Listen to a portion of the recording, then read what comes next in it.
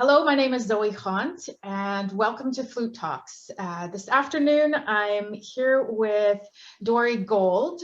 Dorie is one of the founding members, I believe, of the EFA and former president of the Edmonton Flute Association. Good afternoon, Dorie. How are you? Good afternoon. I'm fine, thanks. How are you? Good, good, good. Okay. So I wonder if you could go into a brief history of your flute journey. My flute journey.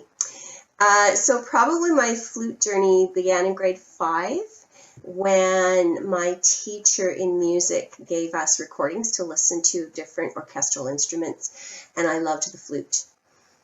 And so then when my junior high bands got started, I thought I either wanted to be a drummer like Karen Carpenter or I wanted to play the flute. And she didn't even give me a chance to try the drums. She just put me on the flute right away, and I got a sound right away. So she said, that's your instrument. Awesome. And so I was a band kid.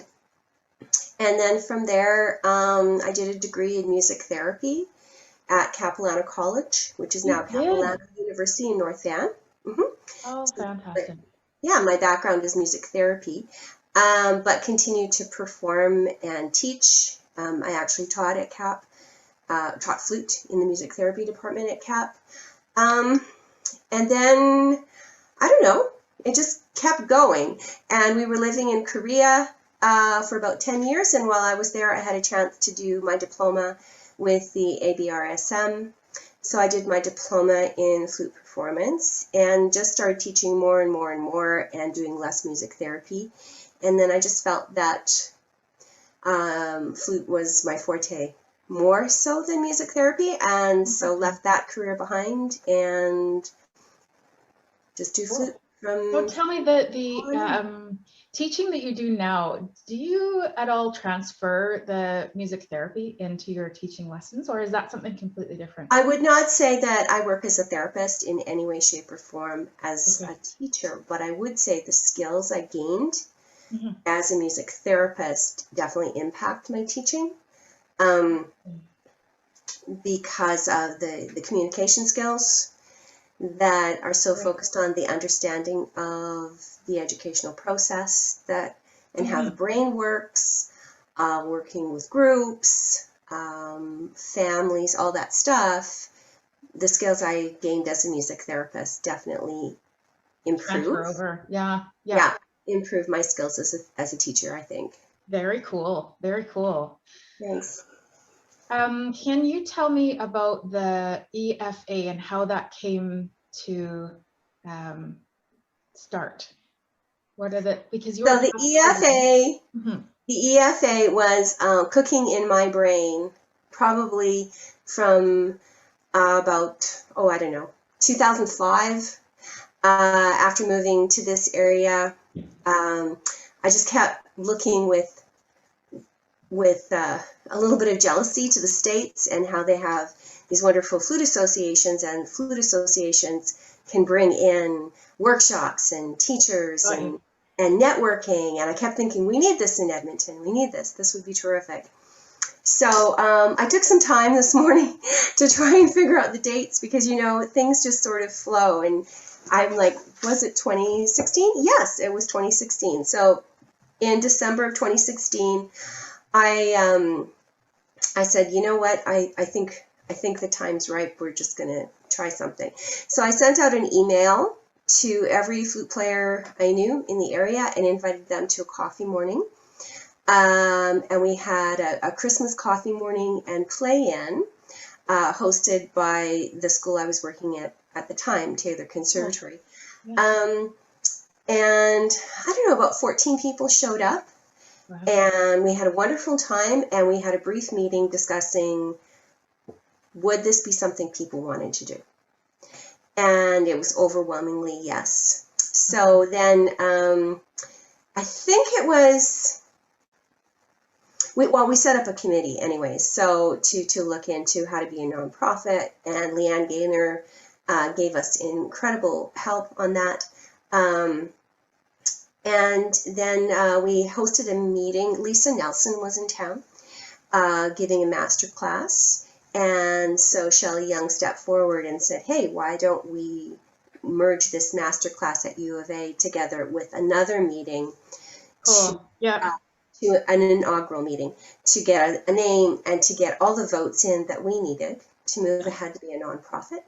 Got that done. That was wonderful. And then got all the paperwork done and had our first AGM in 2017. Oh my goodness. 2017 was our first AGM. Okay, so you were the pioneer. You were really the founding member. Okay, that's what I thought, you know, so I'm glad to know that, and it's now on record. So here we go, got ya. Oh, it's official. I'm the one that kind of said, let's do this, and then, but like, it couldn't have happened if people had sure. not said, yes, this is what we got want. You. Right, and so so many people came forward to do that, you know. So what does a flute association, mean to you? What does it mean? Well, to me, it means community, and a way for us to work together to bring good happenings to Edmonton. Okay. Outreach, getting to know each other. One of the reasons in my mind for having it happen was sometimes people would come to town, and we were all phoning each other, emailing frantically, so-and-so's coming to town, there's going to be a workshop. To get that out there to the teachers, to the students, to the performers. Like teeth. So it was a challenge. So important. And I can't say that we've always nailed it since we've become an association, but we have had such great things happen and been able to get the word out to so many people because we have the association. It's fluid. Yeah, it's a lot easier. Good. Thank you for that. Thank you so much. So you told us a bit about teaching, just going through all the questions here as well. So you've been teaching for a while. Through the pandemic, how has that been for you for teaching? Well, I actually started teaching online about 5 years ago. So I've taught in person and online for a lot longer than the pandemic. So I had that experience already of what teaching online was like. So that helped a lot in terms of the transition. I think the biggest thing was the abruptness and how fast we had to transition when the lockdown happened. It was like, boom. I went from teaching in person on Friday to teaching the full, all 30 students on Monday, started on Monday, and getting them used to how things worked online, getting the parents used to it. It was hard at the beginning to do the full studio. I just found I got really, really tired, and I think lots of people had that experience. But because of the way school was set up, and the majority of my students are school kids, I just started putting more rest breaks between students to give my eyes a rest. And to be honest, oddly enough for me, my eyes were tired, but it was my legs that got really, really tired. Is that right? Yeah, which is really funny. But at my studio, the flooring was different than at my house. So I had to look at some ergonomic mats and things like that, because that was very energy draining, having sore legs. So it tells me that you are standing the whole time. I was standing more than I would, and I realized part of it was because I was on the computer.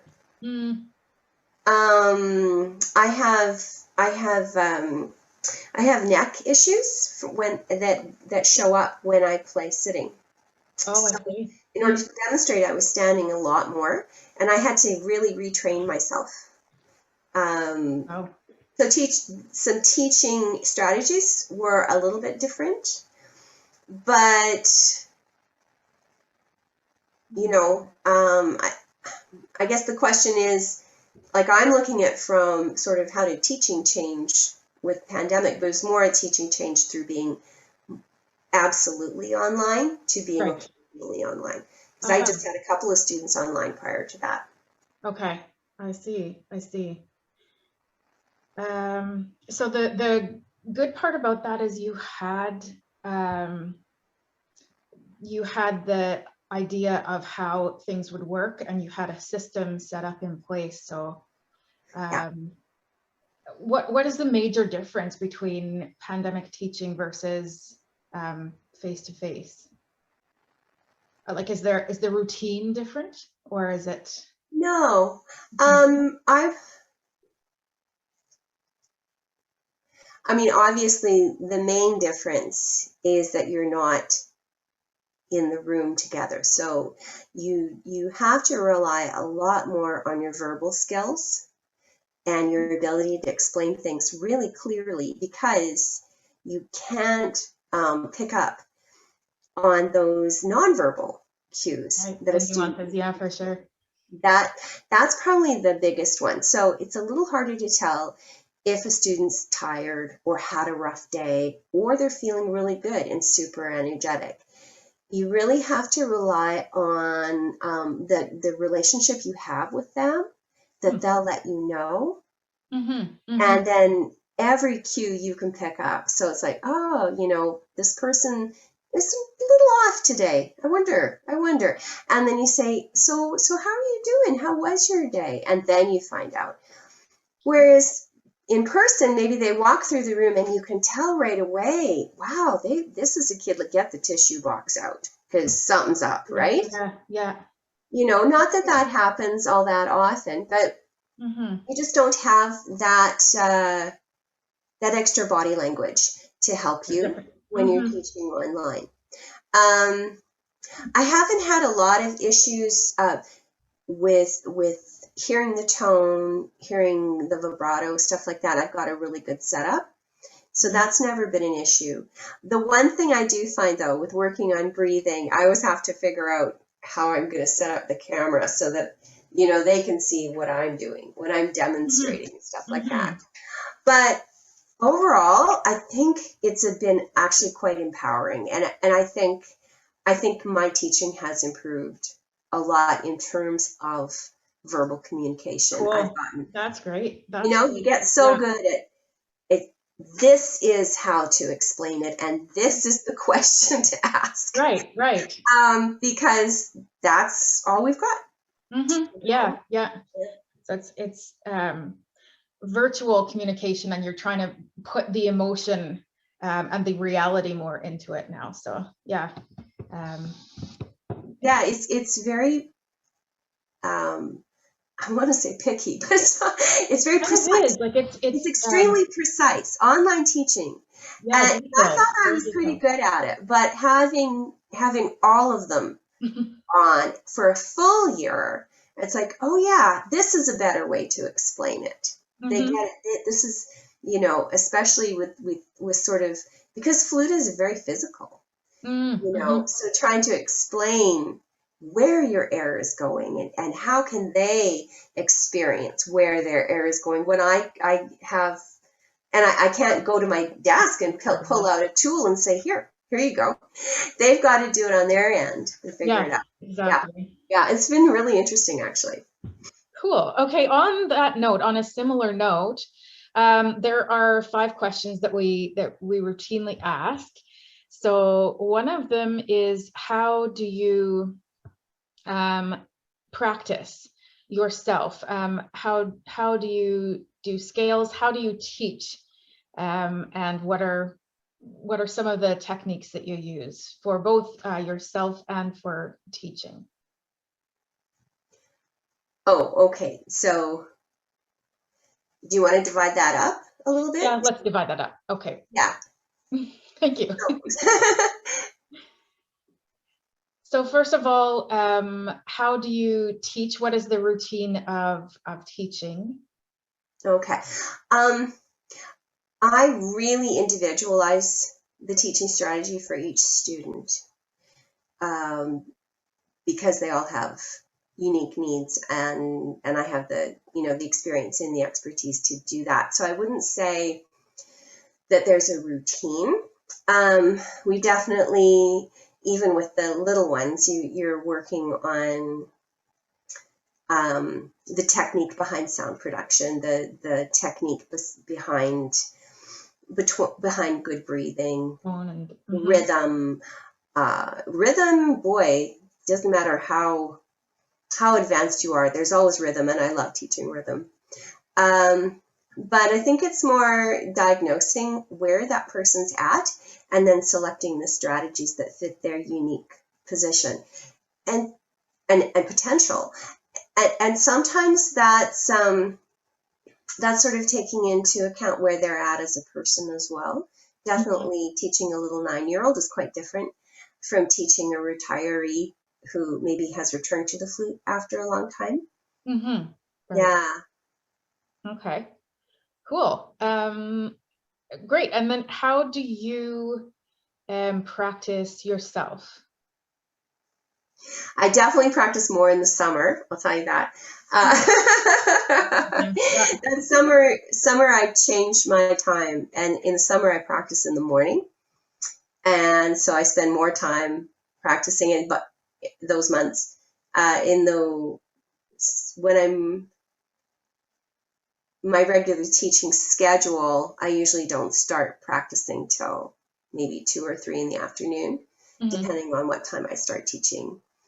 I think that the number one thing I always do is I do long tones with humming. Oh, nice. Okay. Yeah, And what it does just that do? opens up the sound. Okay. Really opens up the sound. And that's something I worked on with Lorna McGee at Pender Island Flute Retreat. And that was just like a hugely eye-opening technique. And so, yeah, I do that pretty much every day. I also do head joint sounds. Before I put my flute together, I work on my head joint for a while, doing harmonics, doing vibrato, whatever on my head joint. Then I put the flute together, and I do humming with long tones. So with the head joint, do you close the end of the head joint, or do you put your finger in and pull? I usually actually neither. I usually just play it open, and I work on octave. It's not truly octaves, but up and down, and then I really like it for vibrato work. Oh, really? Okay. Because it's quite torturous for vibrato work. So depending on the day, I will plug it for vibrato. Nice. But I also like to work with vibrato using just the metronome. And just work at increasing the speed. Serious technique. Okay, good. Yeah. I'm one of those people. I have to really work on my vibrato all the time. And then, to be honest, it just depends on what my students are doing, and if I have a concert coming up. I haven't done any concerts lately because of COVID, but my duo and I work with Tyson Oatway in a duo called the Northern Lights Duo, and we're starting to work again on our stuff. So that's going to be coming out of the drawer and getting onto the stand. But mostly this year I always do studies. I love studies. Yeah, who's your favorite composer for studies, if you have? Oh. There's a few. Probably Kohler. Oh, really? And I know I don't say his name right. A German friend of mine said it's something like Kohler. Okay. Kohler. Yeah, I love the way a good study, you're just so drawn into it so completely, and you're completely in the moment. I really, really enjoy that. And sometimes I like just taking like the simple ones and just playing them really, really fast and whipping through them, and it's just really satisfying. Nice. So I'd say that's sort of, long tones and scales. I like Reichert the best. In fact, I've got him on my stand for good technique work. I really enjoy that. Every so often I do a bit of Tafnel and Gobert, most in the summer. It's Tafnel and Gobert because it's a little more time consuming. And then for your flute students, you practice their music to Yeah, I've got to go through their music, and right now I've got a lot of people, in the higher levels. So Okay. this winter has been a lot of Enesco and Iber and Poulenc and people like that. So, but that I don't consider that practicing so much. It's more going through it and making decisions about how I'm going to teach specific aspects. Interesting. Well, that's good to Right. know. So if I know on Wednesday morning we're going to be looking at the third movement of the Poulenc, I'll go through it and I'll think through a little bit more, say the fingering, or I know that this particular student's going to we need to work really a lot on one section. So I'll figure out what I'm going to do. Mm-hmm. So that's more my preparation as opposed to working on their music. Nice. Okay. Yep. Any tips or tricks that you've learned along the way? That humming exercise that I was Mm, talking about. yep, that's Yeah. right. That's right. Yeah. I mean, it's an extended technique, but it is just phenomenal for opening up our sound. Now you have an Instagram account. Is that right? I do. I have two. I have Okay. two. So I've got my own, which is the business account, Dorie Gold Flute, Okay. but I also have Yeg Flutes, and Yeg Flutes is an account for whenever I see something of interest to Edmonton flute players. Okay. I Okay. just post. So EFA stuff's up on there. Um, Whoever I hear from. Depends on who I hear from. Great. So that's YEG flute at Yeah, YEG flute. Okay. Thank you. Thank you for that. yeah. Also the Dorie Gold flute. You have some tips and things on that I've seen. I've looked into that and Yeah, sometimes it depends on what I'm doing. Yeah, I've got some stuff up on there. yeah, Um, that's really interesting to kind of get different ideas and techniques and things to work on. They're really fun. I've looked at it myself and I've oh, seen that's it. nice. Thank you. Yeah. Oh, absolutely. No problem.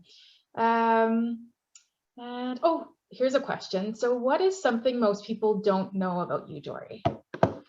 Oh, I asked my husband about that because I'm like, what don't people know about Everybody knows me? everything. Well, I think a lot of people don't know that I like to cook Korean food. Is that right? Okay. And I make really good bulgogi. And for Easter, we're having tapte and a special rice noodle wrapped in bacon thing that my kids love. Delicious. Um, I've never, I do basic Korean food, but it is very delicious. I've just never mastered kimchi. Okay, yeah, that's a challenge. But My friend does that. My friend, yeah, and my sister-in-law makes her own, and I keep saying, maybe one day, but we don't eat it enough.